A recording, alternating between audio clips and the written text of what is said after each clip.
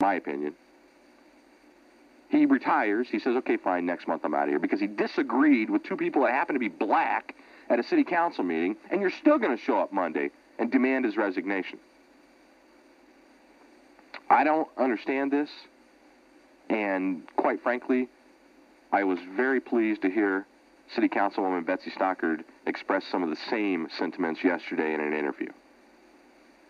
Because no matter what I say, I'm the white guy being a racist. Never mind the fact that I think Napoleon Williams and Mildred Jones are over here with a case that the NAACP should be worried about, and all they're concerned with is a political agenda. Never mind that. I'm the racist white guy. Blue-eyed Satan. Cracker. That's me. But here's what Councilwoman, on the letter in the charge leveled by the National Association for the Advancement of Colored People, the Decatur branch, Dr. Janelle Norman, about Mr. Reed. And they're going to show up Monday at the city council meeting because the city doesn't have nearly enough to worry about. So Bob Reed's already announced that he's retiring. He'll be gone next month. But that's not good enough. We've got to show up at the meeting and throw some political clout around, wield a little power, even though there are people that are calling out for help every day in this town. But they don't, I guess, count because they're not assistant city managers or community development directors. They're just trying to get their kids back, so I guess that doesn't matter. We've been addressing this problem with the NAACP. Mr. Reed, who put in 20 years. You want hardworking people. You want people to go down there. We complain all the time. Nobody cares. Nobody cares about job performance. Here's a guy that put in over 20 years with the city. Is he perfect? I doubt it. I don't know the man. But I certainly know he deserves better than what he's getting.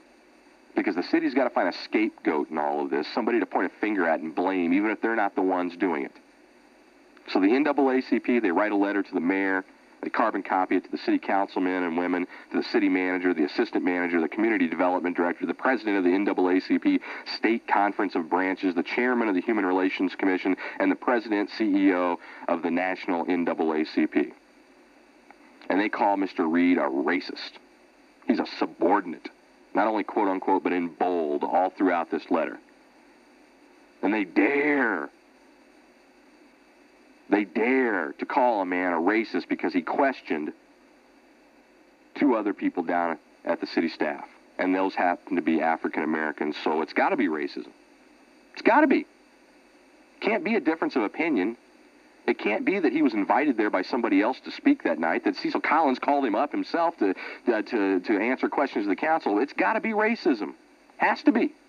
Because it involves white people and black people. It has to be racist. It's the most ludicrous, asinine thing. But in 1998, that's the way we live. That's the way it exists. That's how it happens. That's how it goes.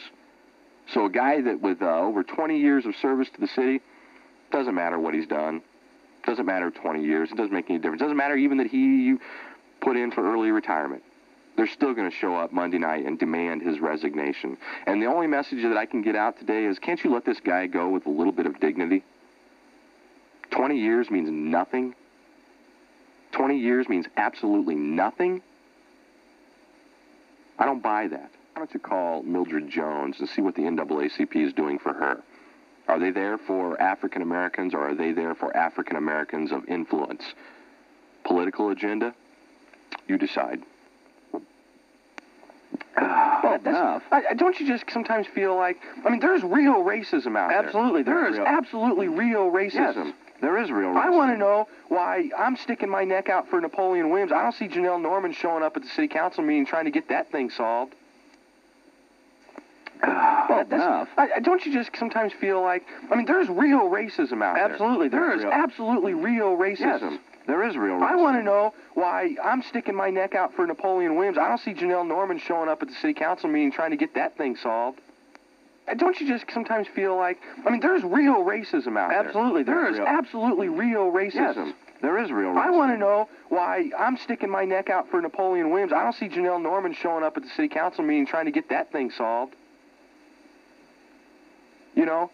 But you can't call everything in life racism. I really believe if we all woke up tomorrow and we were all the exact same height, the exact same color, the exact same weight, we would find out who was born on odd and even days. We'd find some reason not to get along because human beings are so screwed up.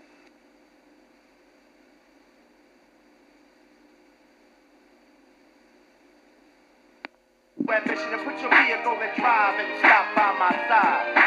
I'll see you when you get there. If you ever get there. See you when you get there. I'll see you when you get there. If you ever get there. See you when you get there. As we walk down the road of our destiny, and the time comes to choose which shall it be, the wide and crooked or the straight and narrow, we got one push to give and one life to live. Stand up for something and lay down in the game. Listen to the song that we sing. It's up to you to make it be. I guess I'll see you when you see me. I'll see you when you get there. If you wanna get there.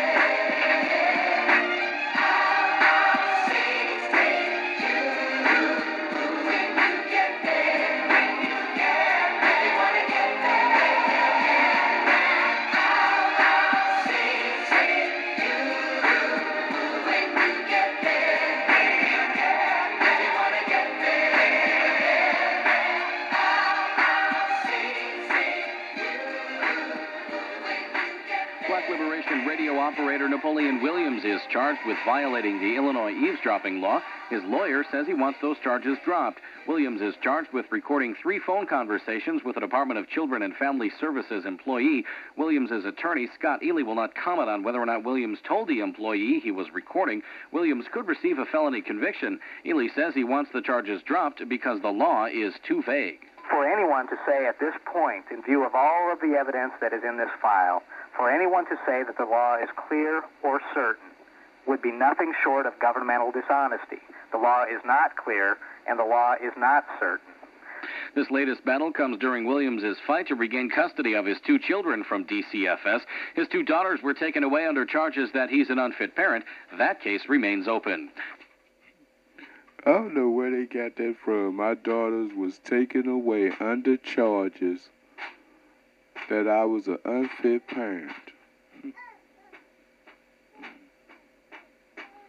Miracle doing a little block building. He probably has stopped now that he heard me say his name. But I'm an unfit parent.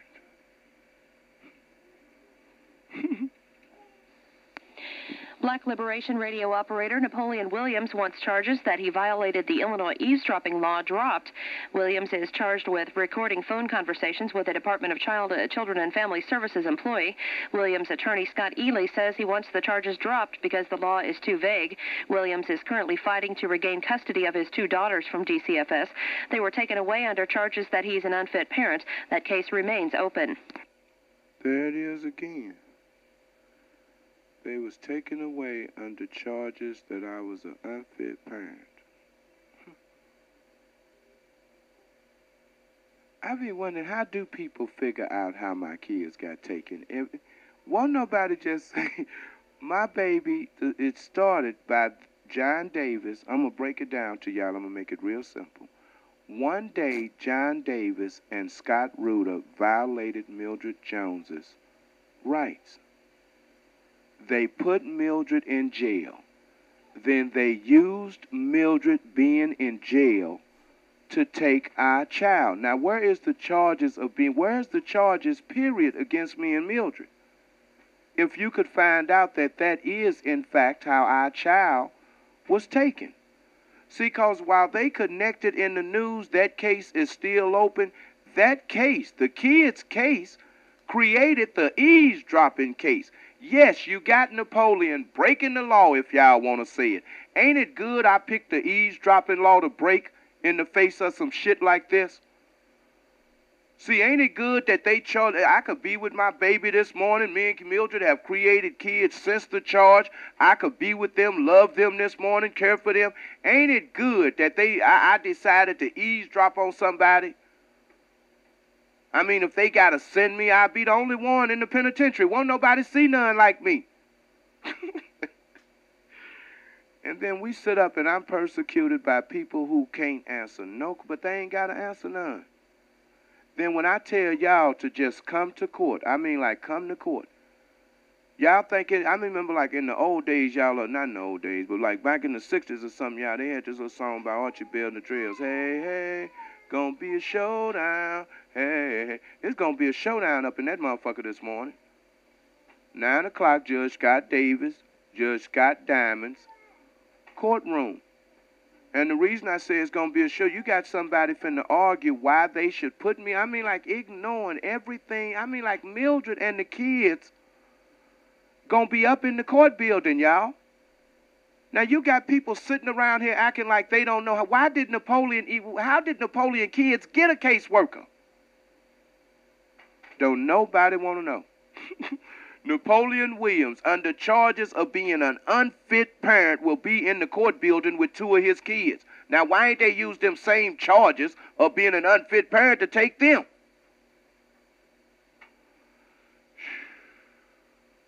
Y'all think this don't get confusing?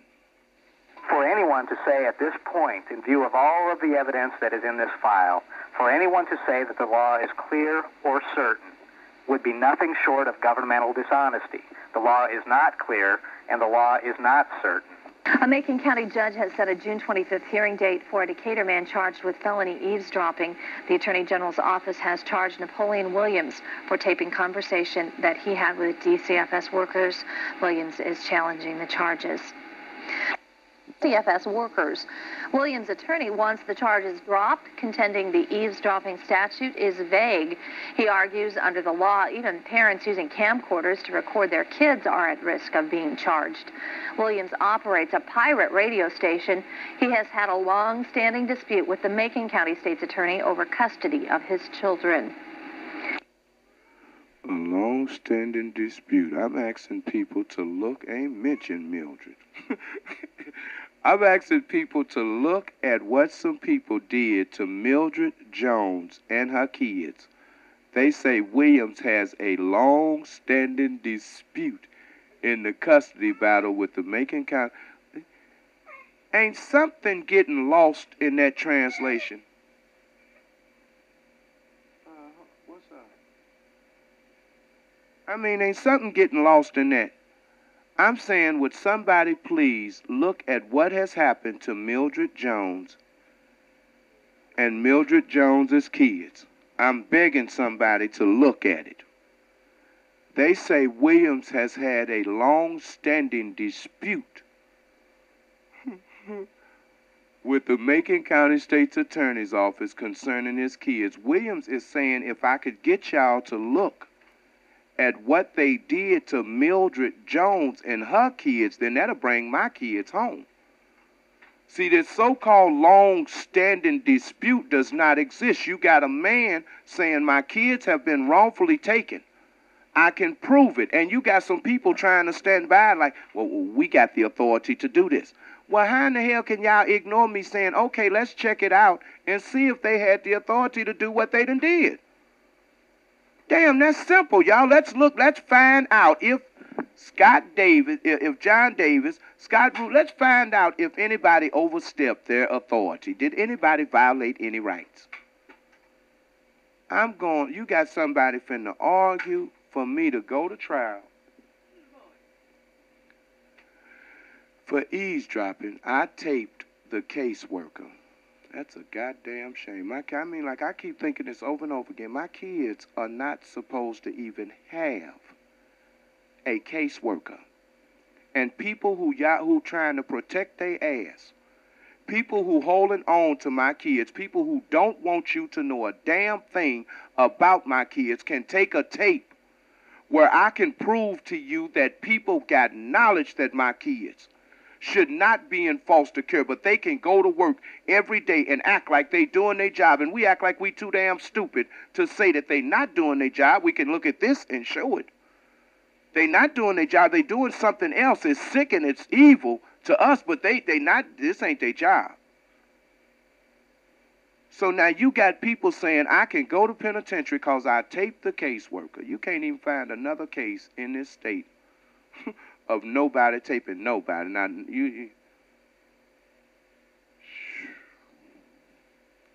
And y'all want to miss this. This some history-making shit if ever I seen. You got somebody finna argue, y'all, in front of court and in front of a judge. They gonna put me in the penitentiary for time. Listen to me again. Had my kids never been wrongfully taken, I know some kind of damn law has been broke here. If I don't have the right to tape people who are state employees, I'm taping them in the function of their job as evidence to show that they are not doing their damn job. I can be made a criminal. I can be put in the penitentiary. I can't say this ain't the only thing he did. See, I'm glad I got his ass on tape. Now listen to him. Now let me show you what it. No, they don't give me no chance to say, let me show you what it. It's like he get to go on and keep on drawing a check. I get to go to the penitentiary for trying to prove to the people that employs this fool. Y'all the ones that employ them. See, they work for the state of Illinois. All this is being done in the name of the state of Illinois. And the only thing Napoleon is trying to do is show all of y'all the state of Illinois, if that's what y'all want to call them, has gotten out of hand. You can come to court and hear how out of hand they done got. I can't wait to hear Ms. Hurley's argument to continue this case. I'm not lying. You got a man saying, okay, y'all just going to throw me in the joint. Ain't nobody going to ever, I mean, like, what happens to Mildred and the kids then? See, I know y'all ignoring me saying any damn thing about it, but what happens with them? Will anybody look into what the caseworker has done to Mildred and the kids now? See, since y'all blaming the only person that trying to tell on their ass, you take the tape that I could tell with and then make a criminal out of me and send me to the penitentiary. Okay, who gonna take Napoleon's place and make sure that the caseworker don't get away with leaving Mildred's kids in foster care with knowledge that he know they shouldn't be there? If y'all were to sit down and talk to people today, they would sit up and, I can't understand why the kids are going through. Why do y'all sit up and say that? You know damn well you understand it. You know what it's like to have people who just get out of control, who just get stupid enough to think they could get away with anything. You understand that. When a community don't rise up against shit like this, you understand how sick a community can go and become. You got to understand it. Y'all come up in the court now. If they can have them 2 kids, why don't they get them other kids back? Y'all ain't saying nothing. You won't even come to court. It ought not be no room in the court building this morning, 9 o'clock, y'all. Like I said, some of y'all ought to just come see Mildred and the kids. If ever you want a proud moment, come look at this woman and her babies. See and say, damn, something must be done changed in Decatur. Last time she went to jail, they took that first child. Then when she went to jail, they took the second child. She got 2 kids right now. I leave them alone sometime. I was left alone with them. 9 o'clock this morning, y'all, Judge Scott Diamond's courtroom on the eavesdropping charge. Because that's like me threatening you on the phone all the time. Say I call your house and I threaten you all the time. Now, say you get a tape player and put it on the phone line so when I call, you will have proof that I threatened you. What if I was so powerful that I could call you and threaten you all day long, and you finally make a tape of me threatening you, and you take the tape to the police, and I'm so powerful that I can make the police arrest you? They say, well, we know you got him threatening you, miss, but there's a law against you taping Napoleon threatening you without his permission. Don't that sound kind of stupid? And they go to doing everything that they can to make a criminal out of you simply because they want to protect somebody more powerful than you.